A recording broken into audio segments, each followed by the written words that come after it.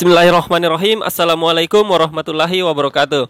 Selamat datang kembali di channel kami. Alhamdulillah kita masih bisa melanjutkan pembahasan kita pada kesempatan kali ini atau malam ini. Jadi sebelum lanjut, pastikan kalian semua sudah klik tombol subscribe dan jangan lupa nyalakan lonceng notifikasinya. Dan silahkan like dan bagikan video ini ke teman kawan-kawan. Semoga apa yang kami bagikan pada kesempatan ini atau berikut ini dapat bermanfaat untuk kita semua. Jadi silahkan simak apa yang kami bagikan berikut ini. Oke, kita langsung saja ke soal yang pertama. Perhatikan beberapa petunjuk berikut. Mengajukan beberapa pertanyaan untuk merefleksikan tipe pemahaman yang berbeda. Tidak memberikan pertanyaan pada bagian yang tidak jelas atau tidak penting dari suatu bacaan. Menghindari pertanyaan yang bermakna ganda. Tidak memberikan pertanyaan dengan bahasa yang sukar dipahami. Nah, petunjuk di atas merupakan bagian bertanya guru dalam aspek. Nah, jadi kawan-kawan harus perhatikan di sini ada sebuah petunjuk.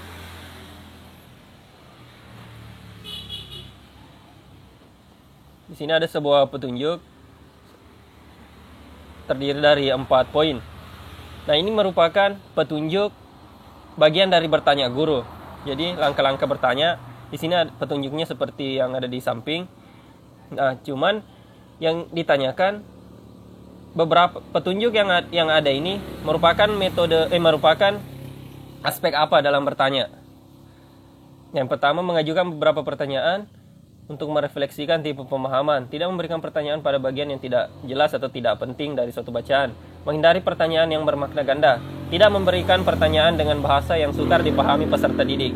Nah, jadi ketika dilihat dari petunjuknya, jadi jelas ya ini adalah merupakan bagian dari bertanya guru, yaitu dalam aspek teknik bertanya. Jadi jawabannya adalah B, teknik bertanya.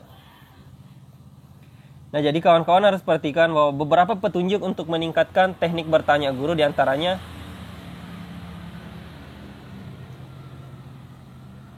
yang pertama, mengajukan berbagai pertanyaan untuk merefleksikan tipe pemahaman yang berbeda. Yang kedua, tidak memberikan pertanyaan pada bagian yang tidak jelas atau tidak penting dari suatu bacaan. Dan yang ketiga, menghindari pertanyaan yang bermakna ganda. 4. Menghindari pertanyaan yang bisa dijawab peserta didik dengan benar tanpa membaca materi bacaan. Kelima, tidak memberikan pertanyaan dengan bahasa yang sukar dipahami peserta didik. Keenam, memberikan pertanyaan secara sistematis, tidak menanyakan opini jika menginginkan fakta. 7. Menghindari pertanyaan yang memberikan informasi tentang jawaban. Nah, jadi berdasarkan penjelasan atau beberapa poin ini, bagian yang dinyatakan adalah mengenai aspek teknik bertanya. Jadi yang ditanyakan ini adalah aspek teknik bertanya. Nah, tadi sudah ada 7 poin petunjuk dalam aspek teknik bertanya. Ya, jadi silahkan kawan-kawan pahami. Ya, kita langsung ke soal yang berikutnya. Metode pembelajaran dengan cara memperlihatkan suatu proses atau cara kerja suatu benda yang berkaitan dengan bahan pelajaran disebut A. Metode latihan, B. Demonstrasi, C. Metode eksperimen, dan D. Metode proyek. Nah, jadi di sini yang ditanyakan adalah metode pembelajaran dengan cara memperlihatkan suatu proses atau cara kerja suatu benda yang berkaitan dengan bahan pelajaran. Nah, itu disebut apa? Apakah metode latihan, metode demonstrasi, metode eksperimen, atau metode proyek? Nah, jadi ini mungkin tidak terlalu susah lagi bagi kita. Jadi jelas ya ketika ada hal semacam ini, yaitu metode pembelajaran dengan cara memperlihatkan suatu proses atau cara kerja suatu benda yang berkaitan dengan bahan pelajaran tersebut, tentu disebut metode demonstrasi.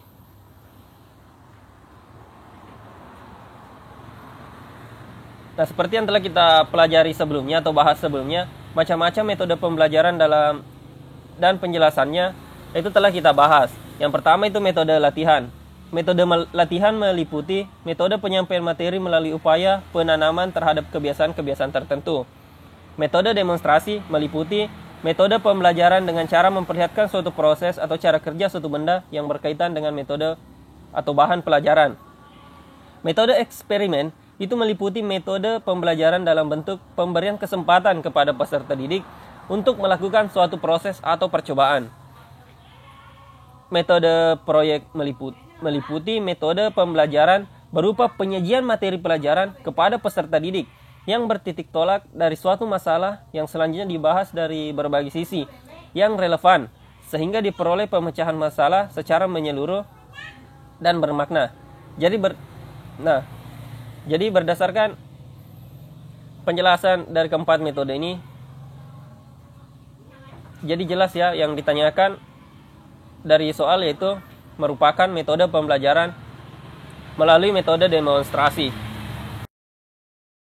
Oke, kita ke soal yang berikutnya. Guru hendaknya menjadi pencetus ide-ide kemajuan dalam pendidikan dan pengajaran. Nah, ini merupakan peran guru sebagai A. Informator, B. Inspirator, C. Motivator, dan D. Inisiator.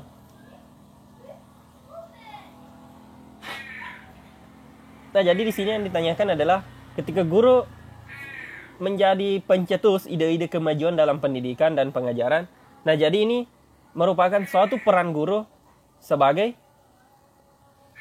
apakah informator, inspirator, motivator, atau inisiator.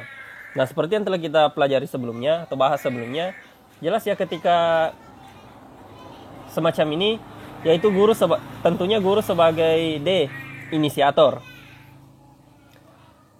Nah, peran guru sebagai informator, itu guru hendaknya dapat memberikan informasi yang baik dan efektif mengenai materi pembelajaran yang telah diprogramkan dalam kurikulum, serta informasi mengenai pengembangan ilmu pengetahuan dan teknologi.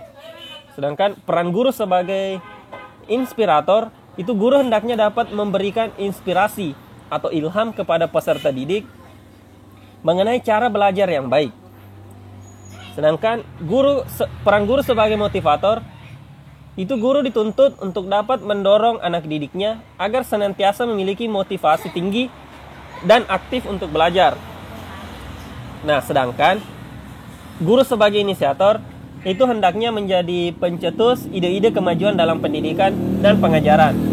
Nah, jadi itu berdasarkan penjelasan yang telah saya kemukakan. Jadi jelas ya untuk soal ini jawabannya adalah D.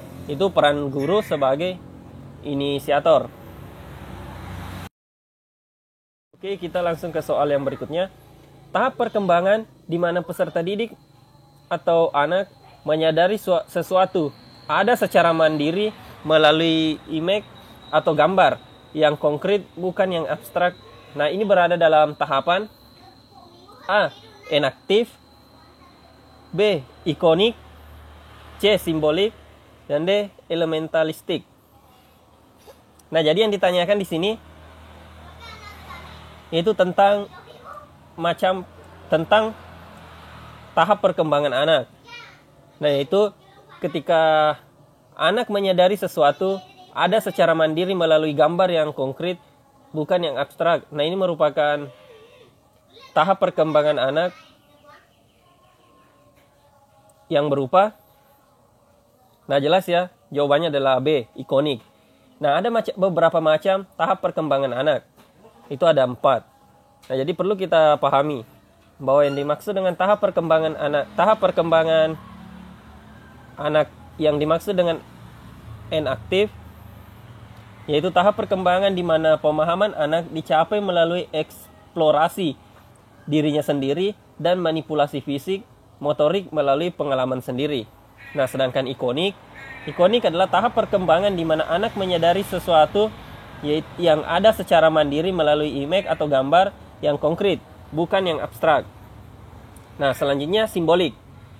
Tahap perkembangan anak di mana anak sudah memulai simbol-simbol. Maksudnya memahami simbol-simbol dan konsep seperti bahasa dan angka sebagai representasi simbol.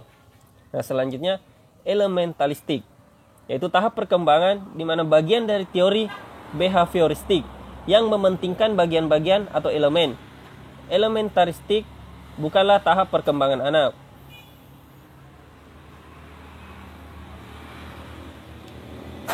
Nah, jadi di sini tahap perkembangan anak itu cuma ada 3, yaitu yang pertama enaktif, ikonik, dan simbolik. Sedangkan elementalistik di sini bukan merupakan tahap perkembangan anak, melainkan bagian dari teori behavioristik yang mementingkan bagian-bagian atau elemen-elemen. Ya, mungkin cukup sekian yang dapat kami bagikan pada kesempatan kali ini. Ya, mungkin tidak terlalu banyak, hanya beberapa soal. Karena mengapa? Nah, menurut kami ini soal yang kami angkat ini itu materinya cukup luas. Karena materinya cukup luas, jadi hanya beberapa soal yang kami angkat. Ya, jadi selanjutnya silahkan kawan-kawan perdalam materinya. Kawan-kawan bisa cari beberapa referensi atau sumber, baik itu dari buku, artikel, ataupun dari buku elektronik yang sudah ada. Jadi semoga apa yang kami bagikan ini bermanfaat untuk kita semua. Terima kasih kawan-kawan sudah menonton video ini sampai selesai.